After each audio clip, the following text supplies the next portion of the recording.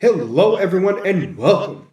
I'm Beastly Eel, and in today's video, we're going to be talking about the three-episode premiere of Invincible Season 4. A lot of spoilers ahead, so if you haven't seen it, I highly recommend you not watching this video. However, if you have, well, let's see what I remember. The big thing here is the first episode is really focused on Mark and kind of just the aftermath of Season 3. So obviously we had the Invincible War and everything else, and Invincible is looked at least in the world's eyes, as a villain. So right now he's kind of come in as a he's not right. So let's put it this way: he's still himself, right? He's still the hero, Invincible, and everything else. However, the world saw a bunch of Invincibles destroy the world, basically, and he has to live with that. And the world is still having a hard time coming to terms with the fact that he is um, the hero that he was before. And that's a tough sell right now. So he's doing everything he can. Apparently, there's a lot of villains kind of destroying the planet in general.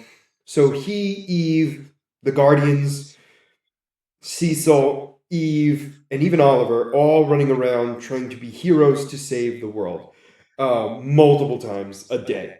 To the point where Oliver and Mark have barely been home for a couple of hours before being called out to do it again.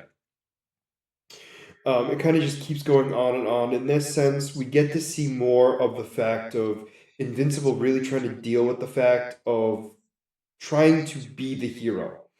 And it's not that easy.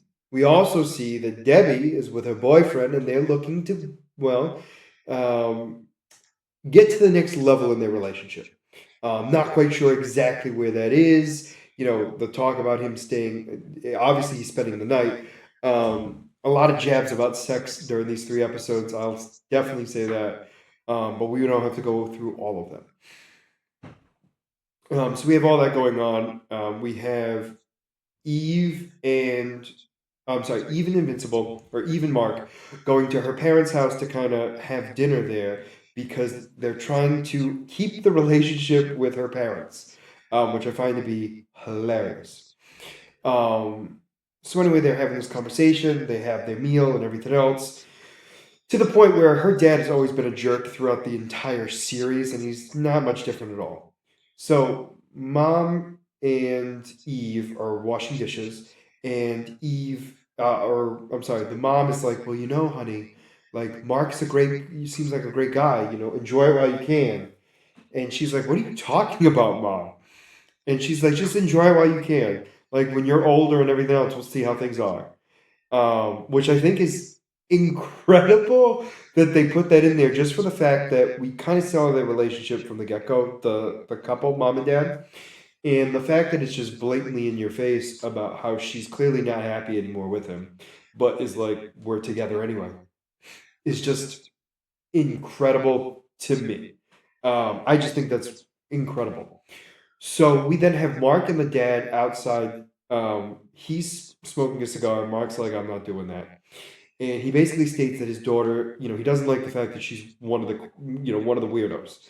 I forget how he phrases it, but one of you, right? Very making it clear that she's not normal. However, he made this very clear too that he thought she was invincible, quite literally, thinking that she could do so much and not have any problems, but made it very clear to her that I'm sorry, made it very clear to him that the only times he's ever seen her broken has been because of him and his actions and his people.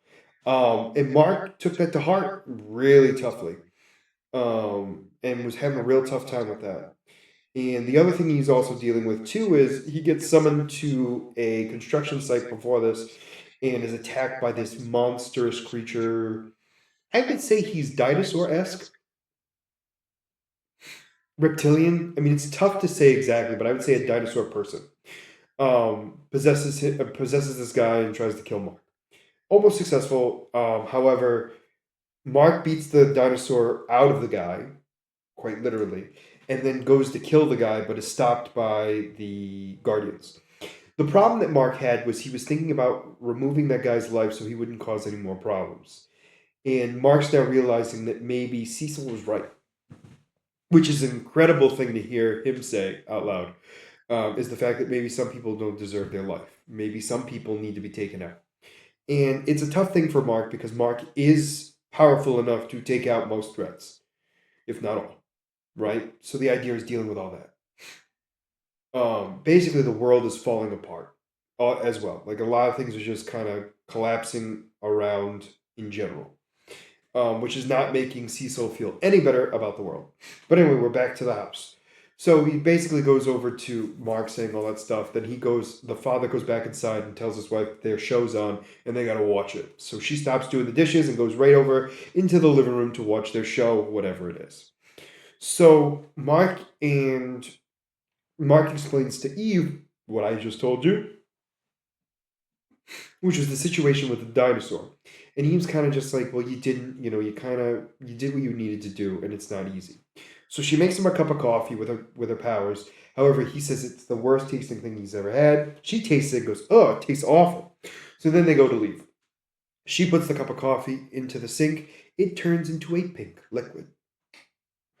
And that's kind of, if I remember correctly, that's how the first episode ends. So the second episode is a episode that I was not prepared for whatsoever. So we get the history of Viltrumites, and we find out how they were as a society. So we get to find out Nolan's bringing from adulthood, I guess, the ceremony of adulthood onward. So apparently the children are trained and are eliminated if they are wrong and or weak.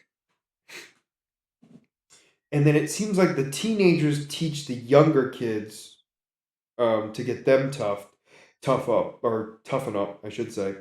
And then when they hit adulthood, their parents fight them to see if they're worthy enough to be kept alive. And no, I'm not kidding. So Nolan gets beat up by his parents, holds his own. Dad saves him basically by making it like the point of like he fought really well because he almost, he was almost able to beat two Viltrumites. Or at least, let me phrase it this way, was able to hold his own against two Viltrumites. Two old Viltrumites, I must say. Well, apparently Mom was not happy and basically told them both that they were weak Viltrumites and left them, quite literally. So then Nolan becomes part of the army, and during this time, a virus breaks out and kills billions of Viltrumites, where Nolan actually contracted the disease, survived it, and was one of the 50 that survived it completely. It was the Great Plague that wasted them away. And Nolan had to watch everyone die. Basically, the ring around their planet was of the dead Viltrumites surrounding it. Apparently, one of the big things is dealing with that was not easy for Nolan, and now realizing that they weren't right at all, and realizing kind of that maybe the Viltrumites shouldn't exist because of what they've done. So that all being said, we then cut to Alan the alien, who was like, "Wow, I wasn't expecting to feel bad about Viltrumites." And then Nolan begins to help him figure out what the plan is for getting these weapons. So Nolan has all these children's books or just novels. I'm sorry, science fiction novels that he wrote on Earth, and it apparently kept all the locations of all of these devices, creatures, what have you, to kind of help defeat the Viltrumites. So any place that caused issues for the Viltrumites could be used as a weapon later in the war. Now, Nolan's made it very clear he is not for the war, but will be willing to gladly give them their weapons. So they travel to all these different places. They're on this Enterprise type ship, which is the dumbest ship on the planet, in the universe. And I find it to be so funny because they're using it only because it's going to be inconspicuous and nobody's going to suspect anything. So the first planet they go to, I believe, yes, the first one they go to is the Infinity Rifle, where they go against the Space Rider. However, Nolan's assuming the guy's dead, but he unburies him to find out he's still alive. And then they convince him to join the fight, which was not easy at all. Then they go to a bunch of other planets where it was kind of just a wasteland because the Viltrumites figured out ways to destroy their threats.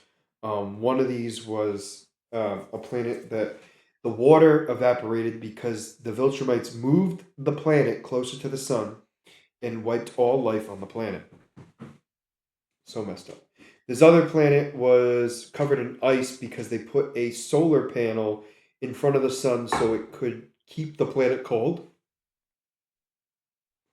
And they were reptilian creatures that could cause a lot of damage to them, which made it so they wanted to keep them frozen so that they would never be a problem in the future. So they go through all that. It becomes a mess with the captain and everything else, where they destroy the solar panel. The reptilian creatures break out and start to attack them, and Alan and Nolan barely make it out of there alive.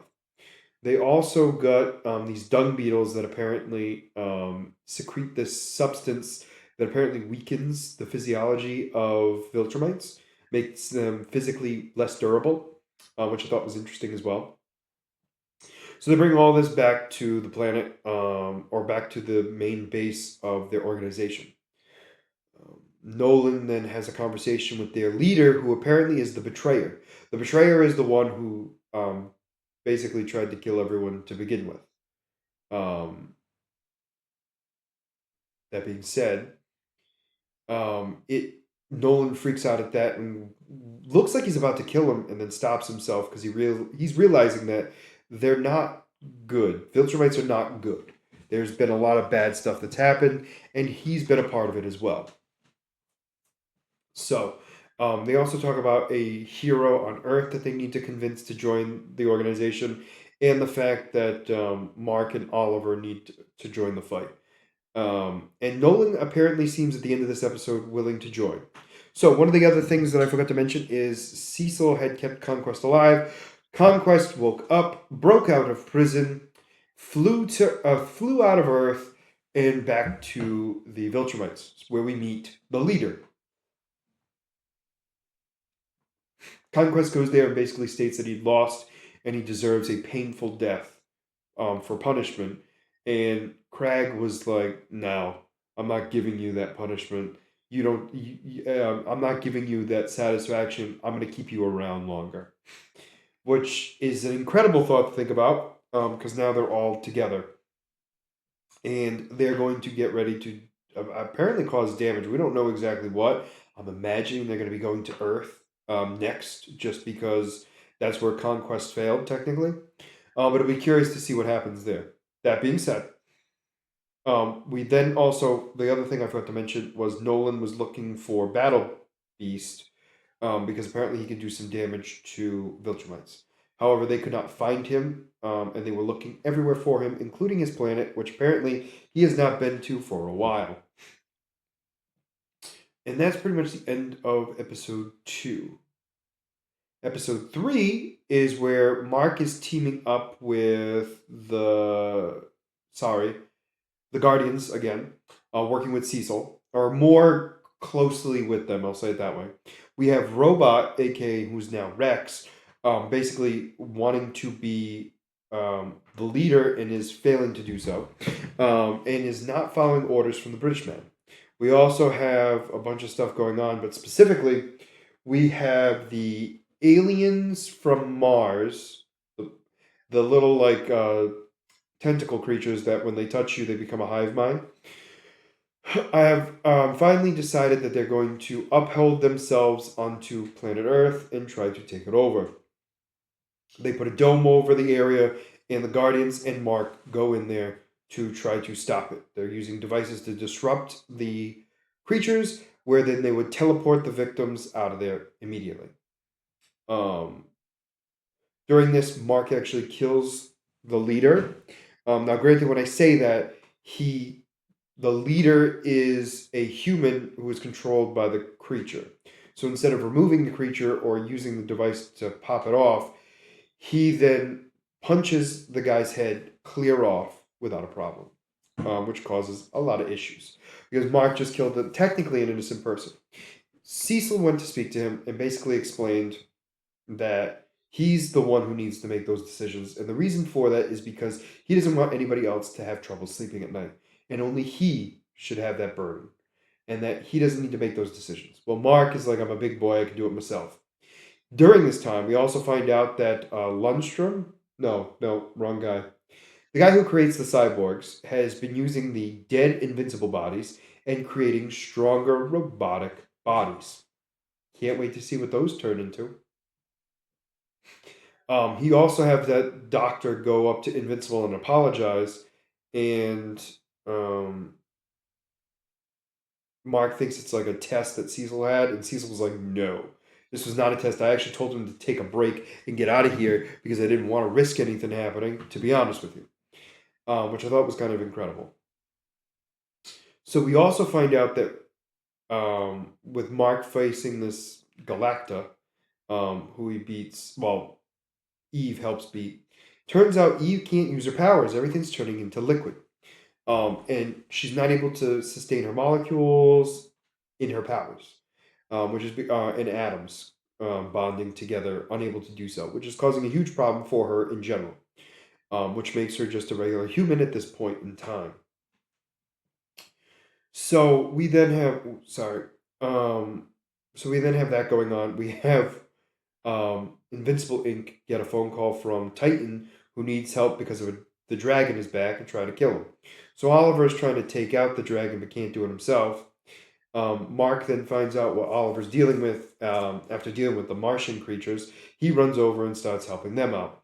He starts bashing the two of them start bashing the dragon around, and they leave. And then he goes to beat up Titan because he's pissed off about what happened. Oliver basically begs him not to, and that's when he stops. So the two of them leave. Machine Head then has both the dragon and Titan team up with him, and now he's happy because he's making extra money for the two of them joining their organization. And they're all realizing that part of this was probably his plan to begin with, which was so much fun. We have it where Mark finally tells Eve kind of what's going on and that how he's feeling in general. And Eve is kind of just depressed in and of itself because she can't use her powers. We also have those aliens from another dimension come through, causing a lot of destruction in the city, where the Guardians come in to try to take them out. Obviously, Mark goes to help. In this, though, Monster Girl and Robot Rex go through the portal to try to stop it from stop them from being like time displaced, meaning like what normally happens is when they come to that universe, they age rapidly. However, they have this device now that can stop them from aging even if it's not in their dimension. I mean, even if it's not in the same dimension.